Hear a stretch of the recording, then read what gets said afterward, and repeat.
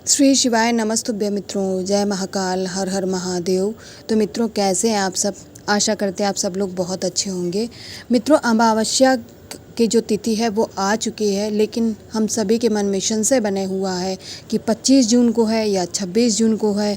इस दिन जो पितरों को हमें प्रसन्न करना है, कौन से पूजा पाठ करके उन्हें प्रसन्न कर सकते हैं जिससे हमारे ऊपर जो पितृ दोष लगता है वह समाप्त हो जाए, हम अपने पितरों को प्रसन्न करें, उनसे आशीर्वाद प्राप्त करें। इन सभी उपायों की बात करेंगे। तो सबसे पहले बात करते हैं कि आखिर अमावस्या है कब। यहाँ पर मित्रों, आप लोगों को स्क्रीन पे कुछ दिख रहा है या गूगल का पेज है, आप सभी लोग अपने फ़ोन पे भी देख सकते हैं। इसमें लिखा हुआ है कि हिंदू पंचांग के अनुसार 24 जून को सुबह 6:59 पे आषाढ़ महीने के कृष्ण पक्ष की अमावस्या तिथि की शुरुआत होगी। यानी 24 तारीख को सुबह 6:59 कुल मिलाकर 7 बजे से आपकी अमावस्या तिथि शुरू हो जाएगी, स्टार्ट हो जाएगी, और इसका समापन अगले दिन यानी 25 जून को दोपहर 4 बजे होगा। तो साफ शब्दों में हम कह सकते हैं कि जो हमारी अमावस्या तिथि लग रही है वह 24 जून को लग रही है। तो पंचांग गणना के हिसाब से आषाढ़ अमावस्या 25 जून को मनाई जाएगी। ठीक है, पंचांग गणना के अनुसार। इसमें जो हिंदू पंचांग है उसमें 24 जून को सुबह 6:59 पे बता दिया है, लेकिन समापन इसका दोपहर को 25 जून को 4 बजे होगा। ठीक है, तो उदया तिथि के अनुसार ही जो भी हिंदू धर्म में होते हैं उसको मान्यता है, उसे माना जाता है। इसलिए आप सभी लोगों को जो अमावस्या तिथि को मनाना है वो 25 जून को मनाना है। जो भी भाई बहन इस दिन व्रत इत्यादि, पूजन इत्यादि जो भी करना चाहते हैं वह सभी करेंगे। और अपने पितरों के लिए खास करके, क्योंकि यह जो अमावस्या तिथि होती है पितरों को पूर्णतः समर्पित होती है, पितरों का ही पूजन इत्यादि किया जाता है, जो भी विशेष है सब कुछ किया जाता है। तो आप लोग 25 जून को यह सभी करेंगे। तो अब तो बात हो गई आखिर अमावस्या है कब। अब कुछ उपायों की बात कर लेते हैं।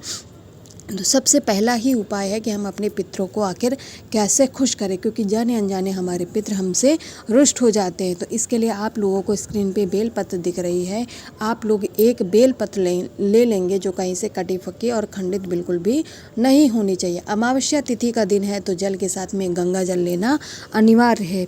इसके बाद में जो आपने एक बेलपत्र ली है उस बेलपत्र को इसी लोटे के अंदर आप लोग डाल लेंगे।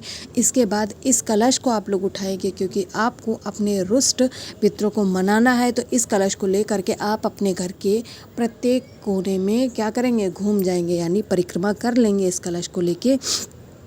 इसके बाद में इस कलश को लेंगे और कहाँ पहुँच जाएंगे, महादेव जी के शिवलिंग के पास। यहाँ पर पूज्य गुरु जी ने कुछ और चीज़ें बताई हैं। देखिए, उनका कहना है उस शिवलिंग के पास आप लोग जाएं जो किसी नदी या फिर कुआं या फिर बावड़ी के पास में शिव मंदिर स्थापित हो। यानी जिस मंदिर के आसपास नदी हो या फिर कुआं हो या फिर बावड़ी हो, ऐसी कोई चीज़ें हो, उसी शिव मंदिर जाना चाहिए। क्योंकि आजकल के टाइम पे कुआं और बावड़ी मिलना तो संभव नहीं है, क्योंकि सारे कुएं धीरे धीरे समाप्त किए जा रहे हैं। तो आप लोग क्या करेंगे, प्रयास करेंगे कि आप अपने घर पे उपाय न करके घर के पास के मंदिर जाएंगे।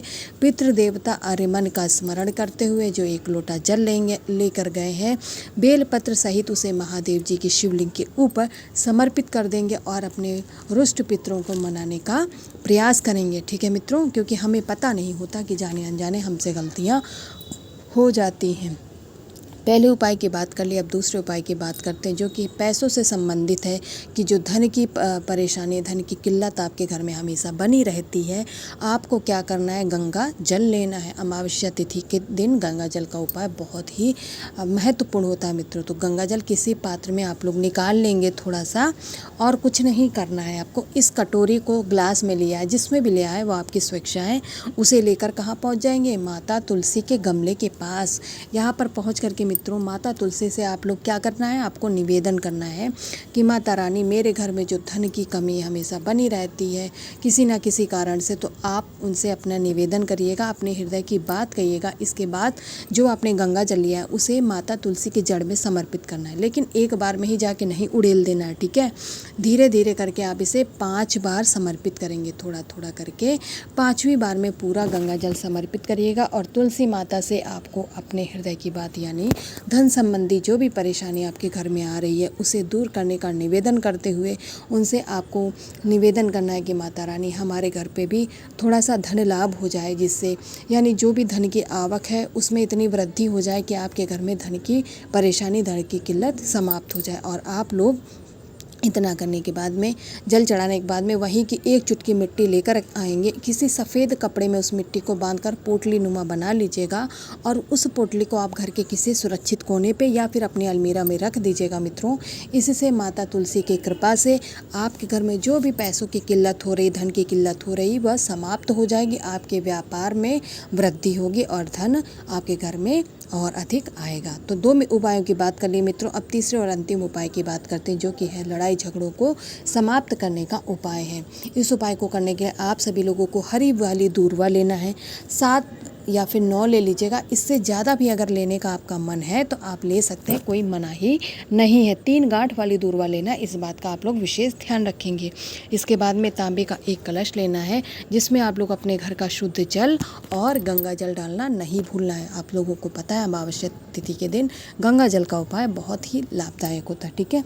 इसके बाद में इस कलश को उठाएंगे मित्रों और कहाँ पहुँच जाएंगे, महादेव जी के शिवलिंग के पास। आप लोग जब भी कोई पूजन इत्यादि करें, इस बात का आप लोग ध्यान रखिए कि हमेशा उत्तर दिशा में मुख करके ही कोई भी पूजन इत्यादि कार्य किया जाता है। यहाँ पहुँच करके आपको अवधूतेश्वर महादेव जी के नाम से जितनी भी आपने दूर्वा ली है उसे महादेव जी की शिवलिंग के ऊपर समर्पित कर देना है। इसके बाद में जो भी व्यक्ति घर में लड़ाई झगड़े करता, क्लेश करता, घर के माहौल को ख़राब करता है, उस व्यक्ति का नाम और गोत्र बोल करके जो आपने 1 लोटा जल लिया है उसे महादेव जी के शिवलिंग के ऊपर मित्रों आप सभी लोग श्री शिवाय नमस्तुभ्यं मंत्र का जाप करते हुए समर्पित कर दीजिएगा मित्रों। और जो भी व्यक्ति आपके घर पे परेशानी करता है, लड़ाइयाँ कराता रहता है, आपसी जो प्रेम है वो ख़त्म करके और बल्कि हमेशा क्रोध और घर का माहौल बहुत ख़राब करता है, वह धीरे धीरे समाप्त हो जाएगा, यानी वह झगड़ा करना बंद कर देगा। तो मित्रों मैंने यहाँ पर अपनी तरफ से पूरा प्रयास किया आप लोगों को 3 उपायों को समझाने का। मैं आशा करती हूँ आप लोग समझ गए होंगे। तो इस अमावस्या तिथि के दिन इन उपायों को ज़रूर करिएगा। और जो भी मेरे चैनल पर पहली बार आया वो चैनल को सब्सक्राइब और वीडियो को लाइक करना ना भूलें। महादेव जी का आशीर्वाद ऐसे ही आप पर बना रहे।